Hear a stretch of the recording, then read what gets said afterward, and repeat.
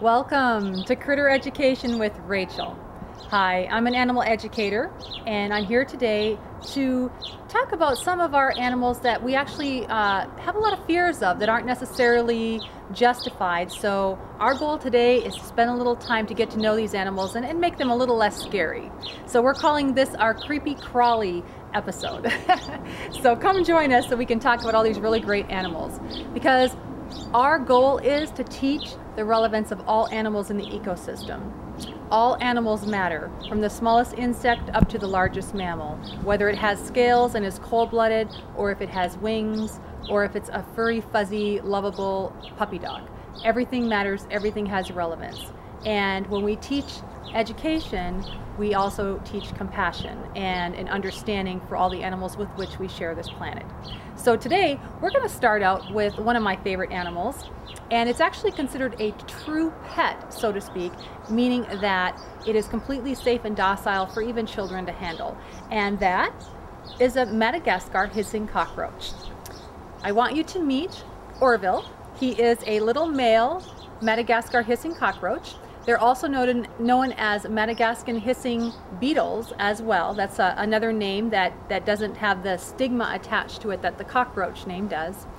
And you can see this little guy on my hand here. He's still got some growing to do. He can get a bit bigger. And you're gonna see up close, he's got these really long antennae that he is able to decipher his environment from by touching and feeling and kind of seeing what's out there. With the males, their antennae are actually hairy. So with the females, they are more streamlined and don't have those hairs. Also with the males, another way to tell the males is you see these protrusions here that are like little horns or bumps, pronatal bumps, that they're more pronounced with the males, that they actually stick up. So that's another way to decipher a male from a female. And as we get close, you can actually see a little bit of his underside here. I'm actually gonna move his little, you can actually see his head drop down, that this is actually just his thorax body armor protecting him up here. His head is actually underneath and it tucks in, again, to keep him safe from predators, because these guys make a real tasty snack to a lot of our other animal friends out there. Lizards and birds and all kinds of animals love to eat these little guys. So he needs all the defense mechanisms that he can get, because again, as I mentioned, he's a true pet, meaning that he really doesn't have anything big and scary to protect himself with, just hiding his head, and he can make a hissing sound, which is basically forcing air through his air holes in his body really quickly. That gives an intimidating sound. It's just a sound like that. It's a hissing sound. He's not going to cooperate right now with it, because they only do it either, again, when they're in a mating ritual or when they're trying to defend themselves, detract a predator. But again, he's completely content with me right here. These guys are different from the cockroaches that most of us know in our house, unfortunately, when they're living with us, in that these guys are wingless. They can't fly anywhere. They're odorless as well. They have no smell. And they're completely sanitary. They're also very slow moving, so you don't see him moving quickly off my hand. He just wants to kind of hang out, stay here, check out his environment. So again, these guys are nocturnal. They come out at night typically, and they are considered cold-blooded. But you can see his little legs here. He's really quite a fascinating creature to look at close up. Also, these guys are prone to mites, and one of the treatments for mites is actually to take him and put him in a little bag of flour and give him a good shake, and then of course to wipe the excess flour off, and that actually helps to keep the mites off of his body. Really amazing little critter, and really not scary at all once you get to know him. I would like you to meet a very special friend of mine. This is Charlotte. She's a rose-haired tarantula. And if you look real close, you can see how just absolutely beautifully stunning she is with her colors. She's known for her reddish pink color that you can see along her body and in her hairs. And rose-haired tarantulas are actually very common in the pet trade as far as arachnids as pets. They are very docile, and they tend to sit in the same space for a really, really long time, and they actually get the nickname Pet Rock because they can sit in the same space for so long. These guys can actually go up to a year without eating, which is actually one of the really neat little known facts about them. Also, the tarantula has the ability to regenerate a leg if they lose it. Rose-haired tarantulas, they come from South America, and I like to remember it this way as the ABCs. They come from Argentina, Bolivia, and Chile. So you can remember ABCs. This is a female, and in the females actually get a little bit bigger and they live longer. A female rose-haired tarantula can live to be about 20 years old actually in captivity. So that's a really long life. If you get an animal like this as a pet, you want to keep that in mind, that you're going to have it for a very long time. If it's a male, however, it typically lives to be about 5 years old. So they live a much shorter lifespan.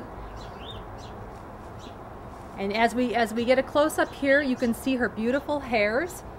Her hairs are actually one of her defense mechanisms. When they get scared, if there's a predator or a potential threat that comes up to them, they flick their hairs. And the hairs get embedded into whatever it is that is causing them fear, and they actually cause that person or animal to actually itch. They also can bite. One of the misconceptions about these types of animals are that they're extremely venomous. Well, yes, it is correct that they do have venom. However, it is a very mild venom. It is actually compared to a bee sting. So again, unless you are allergic to bee stings, I wouldn't be too concerned about the bite of a tarantula.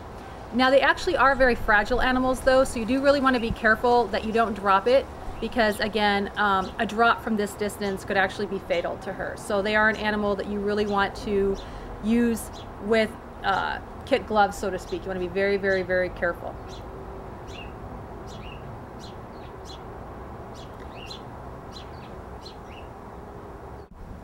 Here we have an African fat-tailed gecko.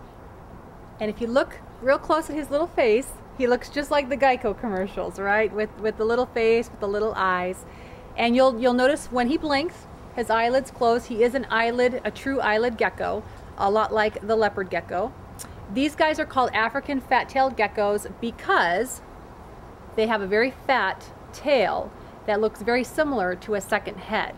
And that is their defense mechanism, in the sense that the tail is meant to look like a second head, so that if a predator comes after them, they want them to go for the tail thinking that it's the head.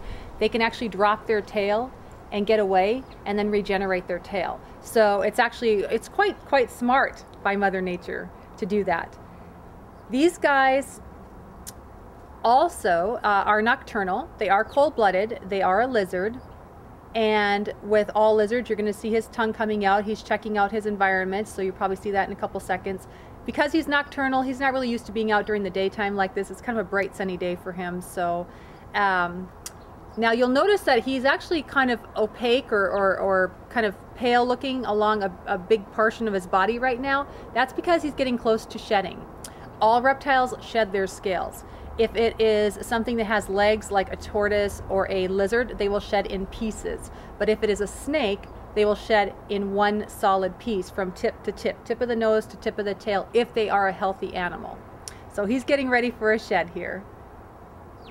These guys come from West and Central Africa, and in the wild, they typically live off of termites. But in captivity, their food of choice are gut-loaded crickets.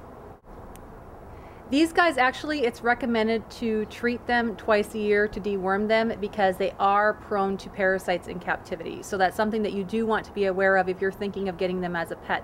But as you can see, these guys are very docile. They're very sweet. As far as lizards go, they make a great pet. One of the most popular creepy crawlies in the pet trade are bearded dragons. And right here, I have a male bearded dragon. And as you can see, he has turned a cheek up to the sky because he hears a plane overhead, and to him that's a giant bird, so he's got to keep his eyes on the sky. Birds are a primary predator of bearded dragons in the wild in their native Australia. Bearded dragons actually look really similar to their cousins, the horny toads, in the United States. They're a very similar looking lizard. They have the little spiky scales that also are used to look like they're very dangerous, and they have these huge defense mechanisms. But really, instead of being super spiky and painful, they really are more just for looks. They want to look like it's going to be hard to swallow them.